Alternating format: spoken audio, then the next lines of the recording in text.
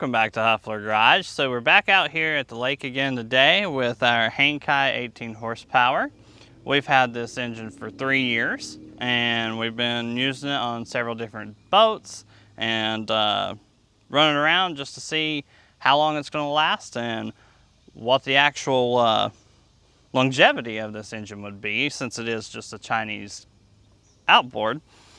The Hangkai 18 is a copy of the Yamaha 15F. So all they did was they copied an old Yamaha, and this is what we got. So we're gonna tell you about the issues we have with it and what we also like about it, and show you a little bit of it on the water. We hope you enjoy.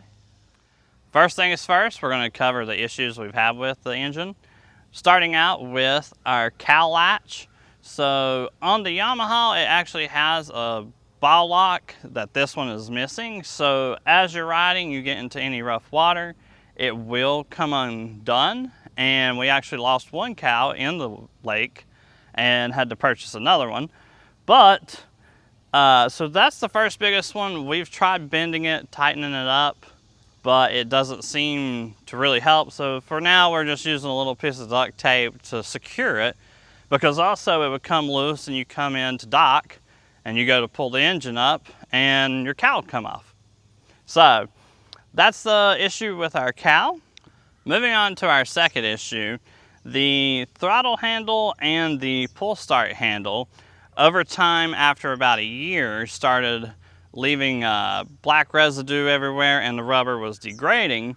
So for about the past 2 years, we've had green tape on it. You can see it in our other videos.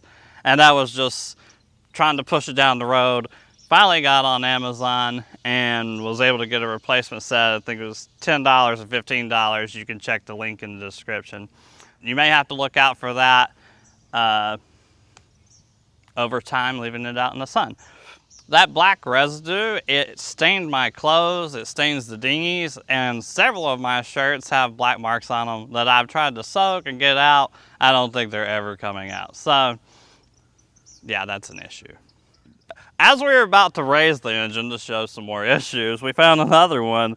The lever here has a rubber end on it, and it is also starting to degrade and leave black powder everywhere. And, you know, it's really annoying. But hey, found another issue by filming. As for our third issue with the tilt mechanism, this guide jingles, and it's always been present since we purchased the motor. Really at this point, after 3 years, we don't even notice it when we're riding, but if you're hearing sensitive and jingles bothered you, it would definitely bother you.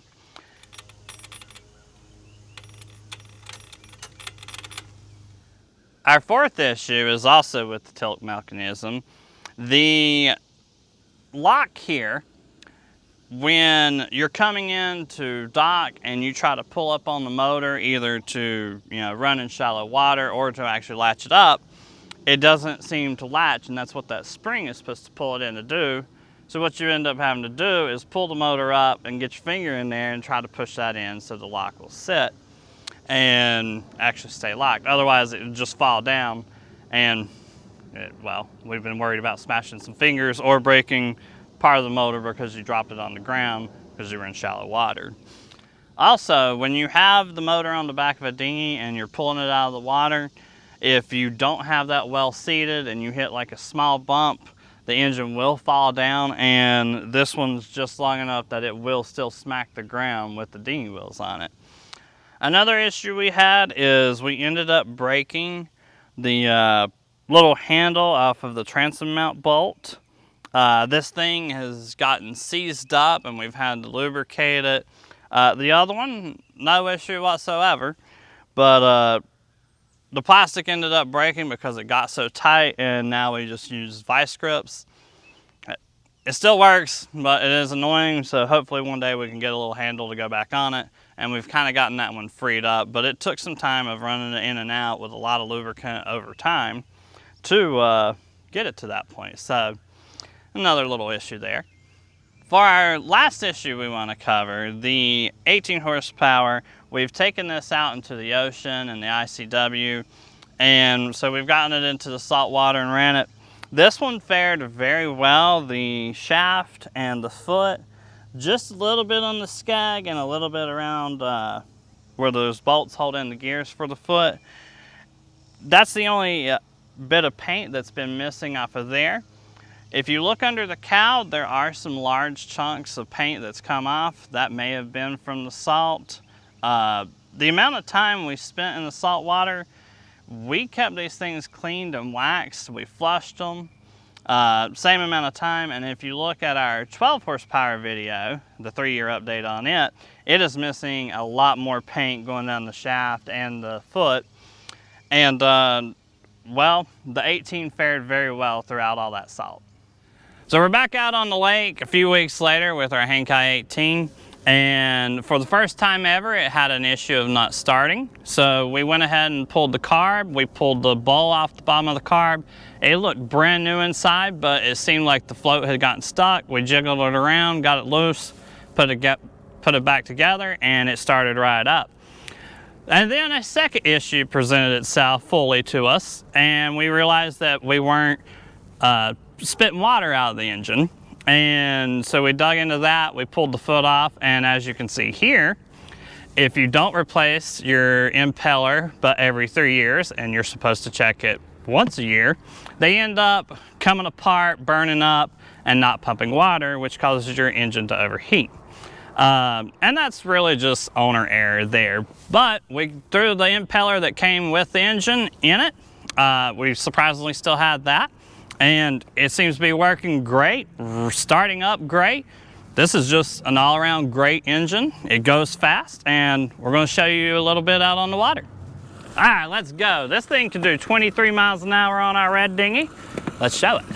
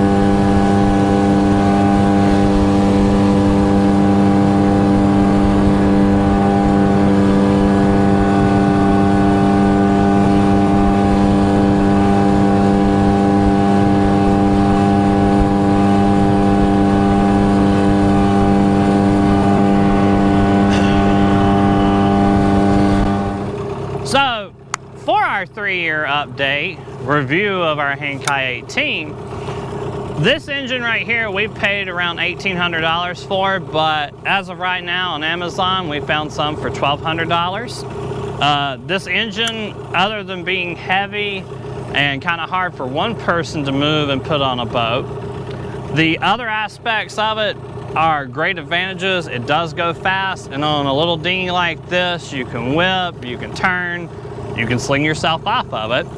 Believe it or not, because of this engine and my phone being in my pocket, I slung myself off, and there's still an iPhone in the bottom of this lake. But after 3 years, this engine's still running strong. Like we said, the inside of the carb still looked brand new. The aluminum hadn't corroded or anything, and we've had this thing in salt water, and some of the paint has been missing since we've done that. But hey, go check it out, watch some more of our videos, like and subscribe.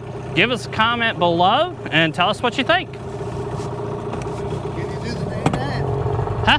Can you do the nay-nay? The nay-nay?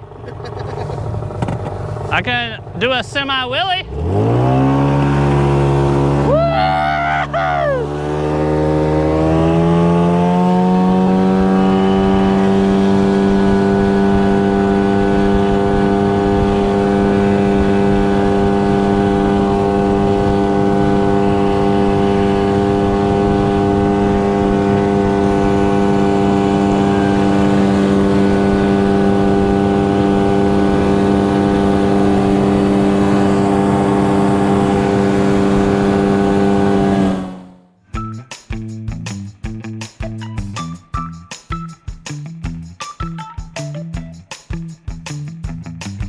First things first, we want to introduce you to the issues that we've had to...